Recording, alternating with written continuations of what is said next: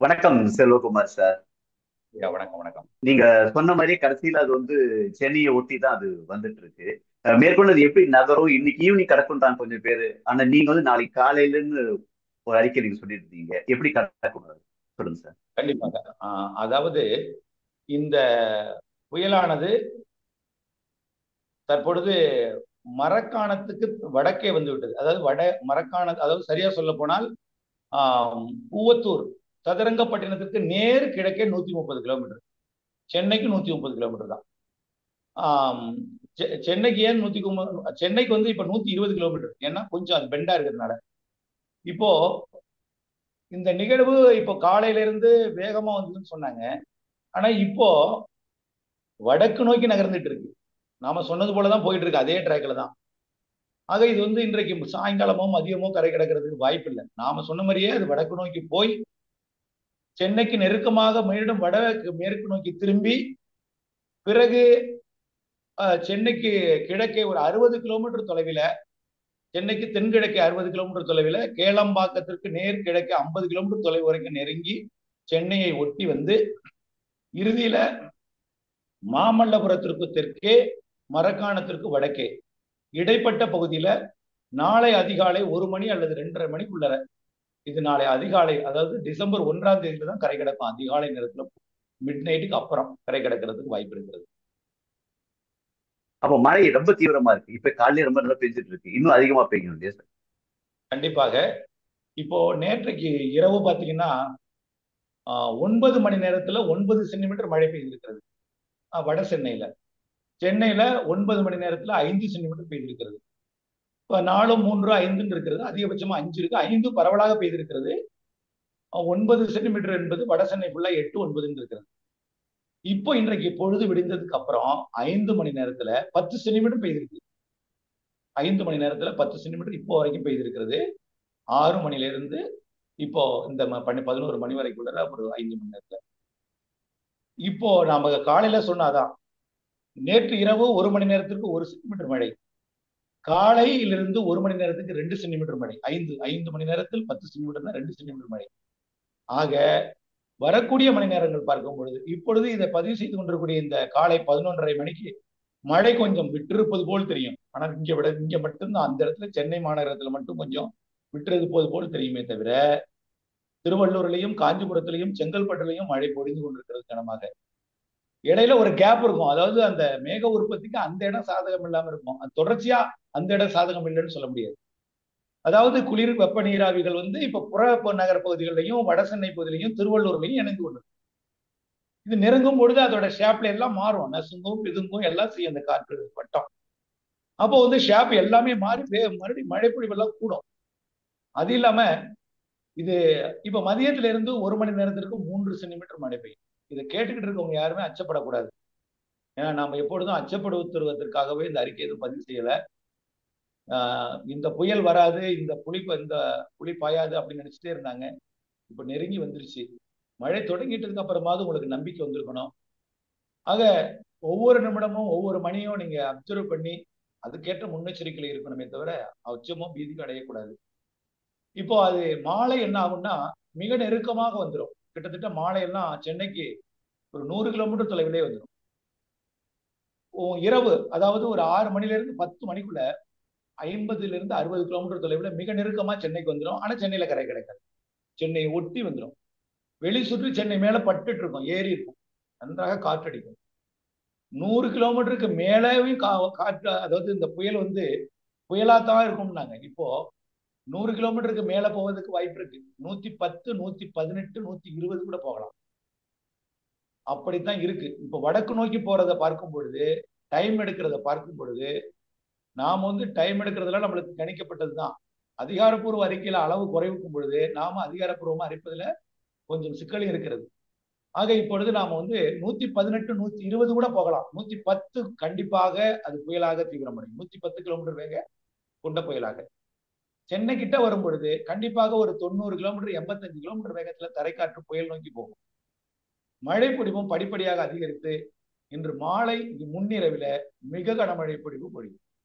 இப்போ 5 மணி நேரத்துல 2ன்னா 10ன்னா, மேலும் 5 மணி நேரத்துல ஒரு 10 பெய்வதற்கு வாய்ப்பு இருக்குது இல்லையா? அதுக்கு அடுத்து 5 மணி நேரம் 10, அது குறைந்தபட்சம் நான் சொல்றது. நீங்க உங்க கணக்குப்படி பெய்திருக்கிற அளவு இந்த ரேஷியோ விகிதம் பார்த்தா நான் சொல்றது இது டபுள் ஆகும், கண்டிப்பா ஆகும். இரவிலே முன்னிரவிலே மாலைக்கு பிறகு டபுள் ஆகும். அது காற்றும் டபுள் ஆகும். இப்ப 45 என்பது 85 90 ஆகும். ஆக சென்னை, திருவள்ளூர், காஞ்சிபுரம், செங்கல்பட்டு மாவட்டத்திற்கும் விழுப்புரம் மாவட்டத்திற்கும் இந்த புயலால் காற்றும் மழை பாதிப்பும் இருக்கிறது. சார், இப்ப முதல்ல இது வந்து புயலா கரையை கடக்காது, கிட்ட வரும்போது ஆழ்ந்த காற்றழுத்த தாழ்நிலையாவோ இல்ல தாழ்வு நிலையாவோ மாறுனாங்க. இப்போ வந்து புயலா கடக்குமா இல்ல ஆழ்ந்த காற்று தாழ்வு கடக்குமா? அதாவது முதல்ல நாம கணிக்கப்பட்ட பொழுது இருந்த நீரோட்டம் ஒரு அமைப்புல இருந்துச்சு. இப்போ உள்ள நீரோட்ட அமைப்பு பார்த்தீங்கன்னா, அதாவது எப்போ அந்த நீரோட்டம் மாறுனதுன்னா, இலங்கை கிட்ட கொஞ்சம் ஜிக்ஜாக் போட்டுட்டு இருந்துச்சு பாத்தீங்களா, விலகி போனது கொஞ்சம் தூரம், அப்புறமா மீண்டும் காத்து இருந்துச்சு, அப்புறமா திசை மாறியது. அந்த நேரத்துல அதோட அந்த நீரோட்டத்தோட அகலம் கூடியது. ஆகவே அது இருக்க இடத்துக்கே நீரோட்டம் வந்துருச்சு. அதனால வழித்தடத்தை பிடிச்சு சென்னைட்டு வருது. அதனாலதான் அந்த நீரோட்டம் வலுவாக இருக்கிற காரணத்தினால அது தீவிர புயலாக மாறுகிறது. இப்போ புயலாக மாறி தீவிர புயலாக இருக்கிறது. பொதுவாக இப்ப இருக்கிற கரை வரைக்குமே வலுவாக இருக்கிற காரணத்தினால பொதுவா இப்போ ஒருவேளை கரை கடந்தாலும் கரை கடக்கும் பொழுது இப்போ 125 கிலோமீட்டர் 110 கிலோமீட்டர் குறையாம 125 இருந்து 110 குறையாத 110க்கு குறையாமல் அதிகபட்சம் 125 வரைக்கும் போகலாம்னு எதிர்பார்க்கிறோம். அது வந்து கெஸ்ட் ஆங்காங்கே இருக்கக்கூடிய ஒரு பாயிண்ட்ல இருக்கக்கூடிய காற்று தான். சீரான எல்லாத்துக்கும் இருக்கக்கூடிய காற்று 100, எல்லோருக்கும் இருக்கக்கூடிய காற்று 100. அப்பப்போ கெஸ்ட் வந்து 125 110ல இருந்து 125 இருக்கலாம். இதான் நம்ம சொல்றோம். அப்போ ஒருவேளை கரையை கடக்கும் போது செயலிழந்தாலும் ஒரு 85 கிலோமீட்டர் வேகம் கொண்ட புயலாக தான் கரை கிடக்கும். அதாவது சாதாரண புயலாம். அப்போ ஆழ்ந்த காற்றழுத்த தாழ்வு மண்டலமா செயலிழக்க வாய்ப்பு இல்லை. இது புயலாகவே தான். அதாவது சென்னை கிட்ட வரும்பொழுது தீவிர புயல், அந்த இடத்துல டேன் பண்ணும்போது தீவிர புயல், அது மாமல்லபுரம் போய் கரை கடக்கும் பொழுதும் தீவிர புயல், கரை ஏறும் பொழுது புயலாக கரை கடக்கும். கரை கடந்து உங்களுக்கு புரிதலுக்கு சொல்லணும்னா, சென்னை திருச்சி தேசிய நெடுஞ்சாலை இருக்கக்கூடிய அந்த விக்கிரவாண்டி, மேல்மருவத்தூர், அச்சிராப்பாக்கம், திண்டிவனம் அந்த பகுதி போனோன்னு தான் அது புயல் வந்து கொஞ்சம் செயலிழக்கப்படும். ஆழ்ந்த காற்றழுத்த தாழ்வு மண்டலமா செயலிழக்கப்படும். ஆக அந்த இடம் வரைக்கும் அது புயல். அது வரைக்கும் கொஞ்சம் காற்று பாதிப்பு இருக்கும். அதற்கு வடக்கே இருக்கக்கூடிய சென்னை, திருவள்ளூர், காஞ்சிபுரம், செங்கல்பட்டு மாவட்டத்துக்கும் காற்று பாதிப்பு இருக்கும். காற்று கரை கடக்கிறதுனால பாதிப்பு இல்லை. புயலுக்கு காற்று போறதுனால பாதிப்பு, மரங்கள் செய்யறது, அவ்வளவுதான். நேரடியா பெரிய கஜா புயல் மாதிரி புயல் கிடையாது இது. கஜா புயல்னா இரும்பையே வளைத்தது, டெலிபோன் டவரே முறித்தது, அது கிடையாது. இது மரங்களை சாய்க்கும் காற்று, மின் விநியோகத்துக்கு பாதிப்பு, தொலைத்தொடர்புக்கு பாதிப்பு, இந்த பாதிப்பு தான் இருக்கும்.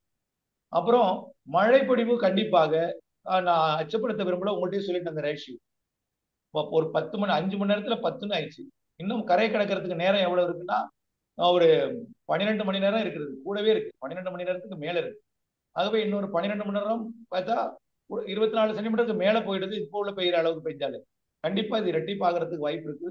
ரெட்டிப்பாலைன்னா கூட நிச்சயமாக ஒரு 35 சென்டிமீட்டருக்கு தாண்டுவதற்கு வாய்ப்பு இருக்கு. அச்சப்படுத்தல்ல, முன்னெச்சரிக்கைக்காக என்பதையும் நான் உங்களுக்கு எல்லாம் தெரிவிச்சுக்கிறேன். காற்றும் இதே தான். இது தொடர்ந்து இது அந்த திண்டிவனம் மற்றும் அந்த தேசிய நெடுஞ்சாலை பகுதி போனதுக்கு அப்புறம், மேல்மருவத்தூர் தாண்டதுக்கு அப்புறம் அப்படியே இன்னும் கொஞ்சம் டேன் ஆகி கடலூர் மாவட்டம், விருதாச்சலம், விழுப்புரம் மாவட்டத்தோட பகுதிகள் மற்றும் கள்ளக்குறிச்சி மாவட்ட பகுதிகள் வழியாக அது கல்வராயன் மலைப்பகுதி மற்றும் கொல்லிமலை பகுதிக்கு இடைப்பட்ட பகுதி வழியாக சேலம் மற்றும் நாமக்கல் மாவட்ட பகுதியை நோக்கி நகரும் பொழுது இன்னும் செயலிழந்து விரியும், பரப்பு விரியும். அப்போ மயிலாடுதுறை மாவட்டம் வரைக்கும் மழை கிடைக்கும். கடலூர் கண்டிப்பா மிக கனமழை. செயலிழக்கும் பொழுது புதுச்சேரி, கடலூர், விழுப்புரம், கள்ளக்குறிச்சி, திருவண்ணாமலை, திருப்பத்தூர், வேலூர், ராணிப்பேட்டை உள்ள போகும்பொழுதுதான் இங்க அதோட பாதிப்பு தெரியும். அங்க வந்து விவசாயத்துக்கு ஏற்ற மழையாக ஒரு சிலருக்கு இருந்தாலும் சில பேர் அறுவடை தானியங்கள் வச்சிருக்காங்க, சில பேர் பந்தல் காய்கறி வச்சிருக்காங்க, உடலை பாகல் இருக்கு, சவுக்கு இருக்கு, சவுக்கெல்லாம் கொஞ்சம் சாய்க்கும் பிரச்சனை இருக்கு. இந்த மாதிரி விவசாயத்திற்கு கொஞ்சம் சேதப்படுத்தக்கூடிய அந்த காற்றாக இருக்கும். மழைப்பொழிவு வந்து தாழ்வான பகுதிகள் நீர் சூழ்கிற அளவுக்கு மழைப்பொழிவு இருக்கும். ஆனால் பல்வேறுபட்ட விவசாயிகள் ஏரி குளம் நிரம்பணும், நாங்க கோடையில வந்து குளங்கள்ல நிரம்பி இருந்தாதான் நாங்க சாகுபடி பண்ண முடியும்னு நிறைய விவசாயிகள் எதிர்பார்க்கிற நிலையில அதை பூர்த்தி செய்யும் மழையாக இது இருக்கும். ஆனால் உள்ளே போகும்பொழுது கடலூர் மற்றும் மயிலாடுதுறை மாவட்ட பகுதி, அப்படியே தஞ்சாவூர் மாவட்ட வடக்கு பகுதி, அப்படியே திருச்சி மாவட்ட பகுதி, துறையூர், தாத்தையங்கார்பேட்டை எல்லாம் கனமழை பொழிவை கொடுத்துட்டு அப்படியே கிருஷ்ணகிரி, தருமபுரி, பெங்களூரு, ஓசூர், மைசூர் எல்லாம் பரவிடும் அப்படியே மழை.